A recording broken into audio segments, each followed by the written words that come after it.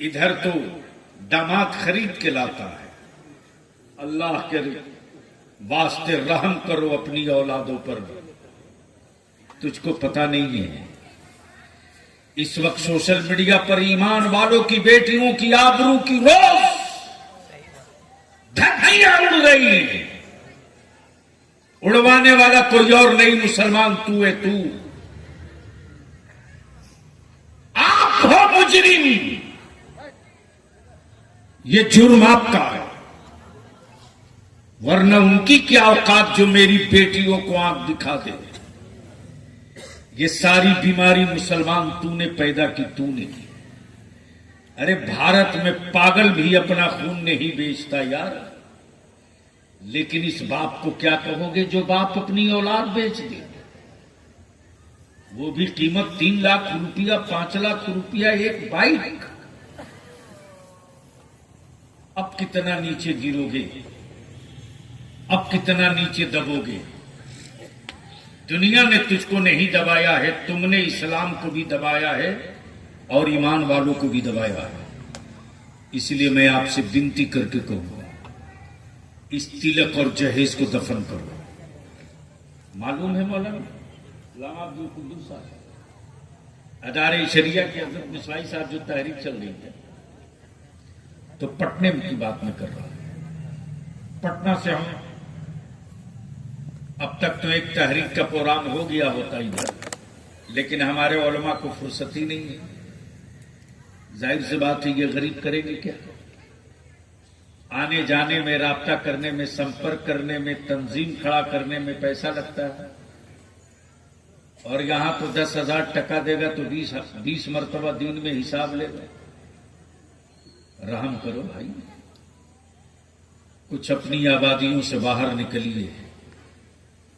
वरना याद रखिए, भारत को आजादी मिले अभी 100 साल नहीं हुए, लेकिन आरएसएस को बने हुए 100 साल पूरा हो गया। यानी मुल्क की आजादी से पहले वो अपने काम पर लगे थे, तब आज सत्ता उनके हाथ में पहुंची है। आजादी के बाद इतने जख्म खाने के बाद भी अब तक हम सर जोड़ के ना बैठ सके कि हमें अपना गांव कैसा बनाना है, हमें अपना समाज कैसा बनाना है, हमें अपनी नस्ल और अपनी औलादों के लिए तालीम का, एजुकेशन का कैलेंडर कौन सा मुरत्तब करना है, मस्जिदें बचाने के लिए, मदरसों को सलामत रखने के लिए हमें अपनी डिजाइन कौन सी करनी है, आज तक फुर्सत न मिली।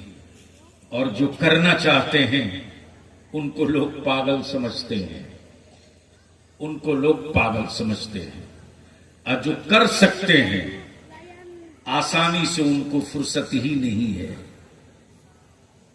अल्लाह मिसवाई साहब, जब मैं गुजर रहा था तो मैं बड़ी बेचैन था, बड़ी परेशान था कि आखिर इस वबा से हम निपटे कैसे। मैं तो दावत दे रहा हूं, बगल में आपके झारखंड है, जहां जहां तहरीके बेदारी हो चुका है, हिम्मत नहीं है किसी बाप की जो अपनी औलाद को रेट लगा के बेच दे।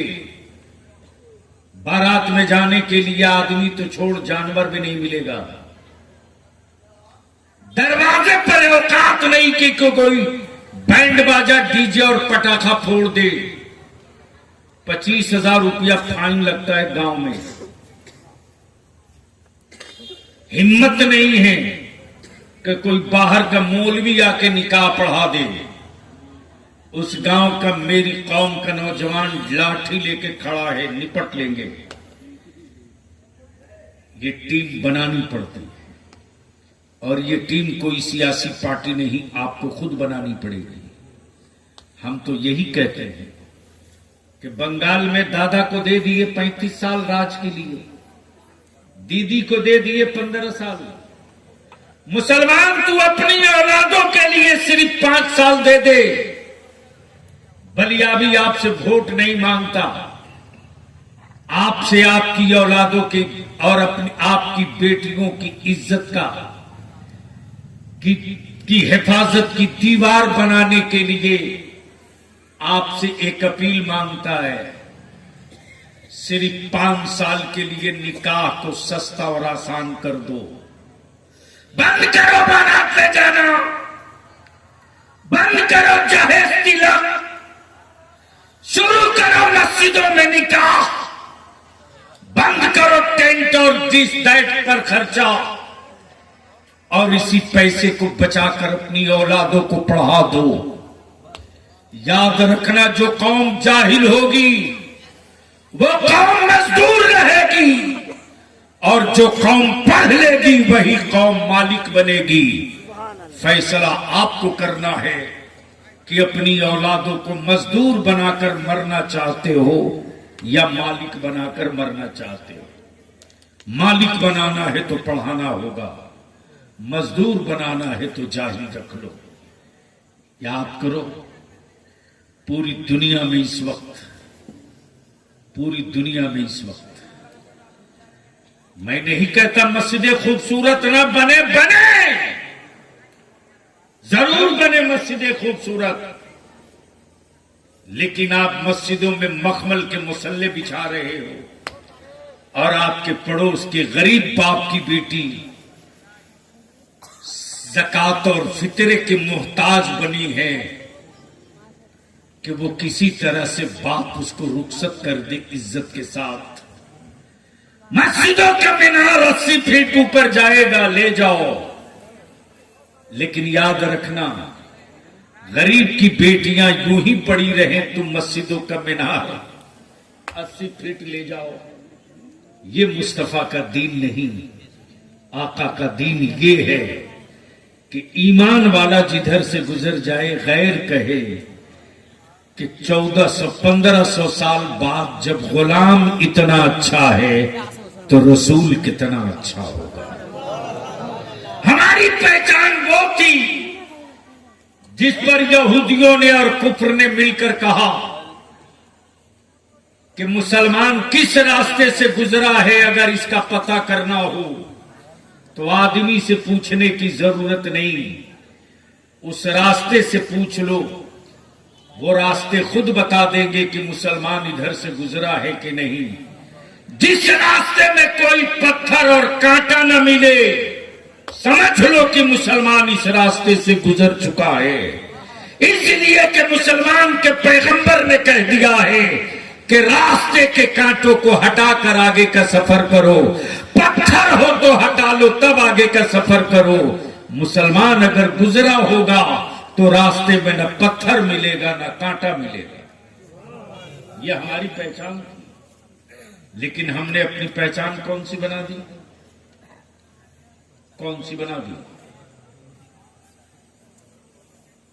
इस वक्त सबसे ज्यादा दारू के अड्डे पर कोई कौम का नौजवान दिख रहा तो मुसलमान। सूद के पैसों से हवेली बनवाने वालों,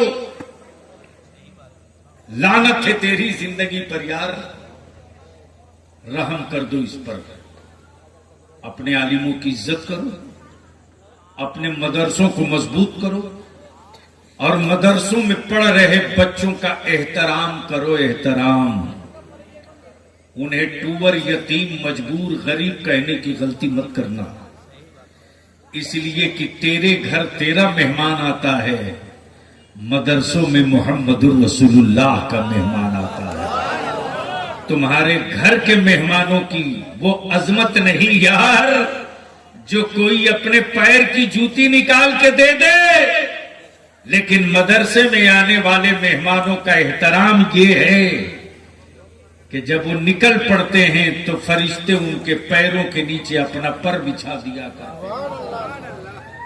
इसलिए मैं गांव के लोगों से भी और जहां कहीं भी मदरसे चल रहे हैं, बच्चे हैं शरारती तो होंगे, लेकिन इसका मतलब ये नहीं कि उनके बदले और बेइज्जती के जज्बे से उनको देखो, उनको समझा दो, प्यार से समझा दो और उनको बता दो कि आप आलिम बनने वाले हैं, आपका मनसब ये नहीं, हम तो आपके पीछे नमाज पढ़ेंगे, आपकी इज्जत मेरे लिए जरूरी है। इसलिए मैं कमेटी वालों से भी गुजारिश करूंगा कि मदारिस के तलबा और असातिज़ा और आप, हम सब के सब ऐसा नहीं कि ये कानून मेरे लिए नहीं, मैं खुद पहले करता हूं तब दूसरे को कहता हूं। अल्लामा अब्दुल कुद्दूस साहब साल में यहां तक कि मेरी गाड़ी के शीशे तोड़ देते हैं। बल्ब लगेगा हर 15 दिन में टूटे, कोई बात नहीं, कौम देती है फिर लग जाएगा, लेकिन ये कहकर नहीं डांट सकते कि तेरी हिम्मत कैसे हुए तोड़ने की। हाँ, समझाते हैं कि ये एहसास दिलाते हैं कि बेटा ये वो पेड़ है, ये वो गांच है, इसमें पानी डालते रहो ताकि हरा रहे। आज तुम चहचहा रहे हो, कल तुम चले जाओगे तो दूसरा कोई आएगा वो भी चहचहाएगा।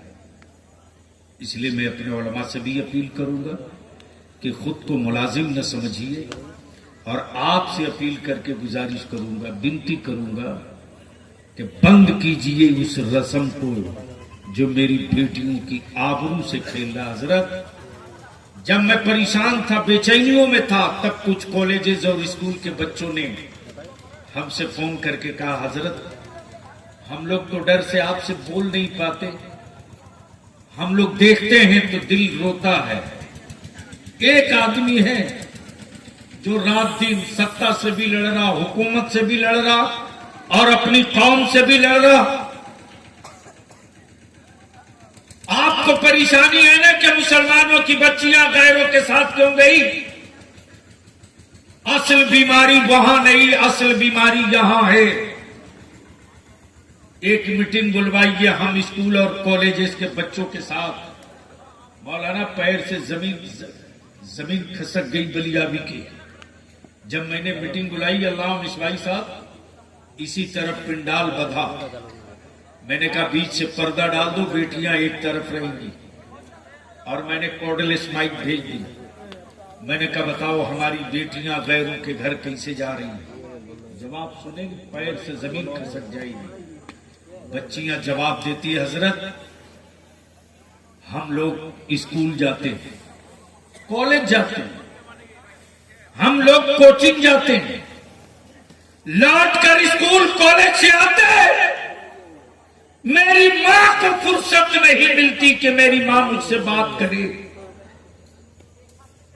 बेटी अपने बाप से हर बात नहीं कह सकती, बहन अपने भाई से हर बात नहीं कह सकती, लेकिन बेटी अपने मां से दिल की हर बात कह लेती है। मेरी मां को फुर्सत नहीं। जब मैं स्कूल कॉलेज से आती हूं तो मेरी मां मोबाइल लेकर अपने रूम में बंद है, एक बार नहीं पूछती कि तू इतनी देर कहां थी, आने में क्यों लेट हुआ। हम चाहे जय बजे जाएं, मेरी मां को पूछने की फुर्सत नहीं, मोबाइल लेकर पड़ी है। मेरा भाई मुझसे बात नहीं करता, वो मोबाइल लेके अलग पड़ा है। रात को मजदूरी करके, मेहनत करके, कारोबार करके, तिजारत करके मेरा बाप आता रात को थका हारा खा के, वो भी थोड़ी देर मोबाइल देखता, वो भी सो जाता, उसको भी फुर्सत नहीं मुझसे पूछे। मैं बेटी हूं, अपने दिल की बात किससे कहूं? मेरे अजीज, बचा सकते हो तो बचा लो, संभाल सकते हो तो संभाल लो। मैं अपनी मां बहनों से भी गुजारिश करके, अपील करके कहूंगा, अपनी बेटियों को वक्त दो और अपनी बेटियों पर नजर रखो, और अपने बेटों पर भी नजर रखो। बल्कि अब तो जरूरत इस बात की है कि हर गांव में, हर मदरसे, हर मस्जिद की कमेटी वाले हर गांव में एक नौजवानों की कमेटी बनावे, एक कमेटी बनावे, गांव सुधार समाज सुधार कमेटी। जिस किसी का बेटा 12 बजे, 11 बजे, 2 बजे रात तक मोबाइल का डब्बा लेकर के गली और कूचों में घूम रहा हो, बिला वजह बदतमीजियां कर रहा हो, डंडे मार के अंदर करो, इसलिए कि मोबाइल के डब्बे ने तेरी नस्लों को बर्बाद कर दिया और तुम खुश हो कि तेरा बेटा 50,000 का मोबाइल लेके घूम रहा। रहम कर दो अपने बच्चों पर, रहम कर दो अपनी औलादों पर, वरना आने वाले दिनों में तुम सूखे गांच की तरह रहोगे। कोई हवा चलेगी तुम गिर जाओगे। हरे पेड़ों को काटना जुर्म है, सूखे पेड़ों को काटना कोई जुर्म नहीं। जब सूख जाओगे तो जो चाहेगा वही तुझको काट देगा। हरे रहोगे ईमान से, हरे रहोगे इस्लाम से, हरे रहोगे नबी के इश्क से, हरे रहोगे रसूलुल्लाह की शरीयत से, तो दुनिया के किसी हुक्मरां की औकात नहीं, काटना तो दूर की बात रही, तेरी तरफ पलट के देखने की हिम्मत जुटा सके। अल्लाह तबारक व तआला अमल खैर की तौफीक रफीक अता फरमाए। रब्बे जुल जलाल उलमा की उम्रों में बरकतें अता फरमाए और फारिग होने वाले बच्चों को रब्बे जुल जलाल दीन का सच्चा मुबल्लिग बनाए। यार जिंदा सोहबत बाकी। सलाम अलैकुम।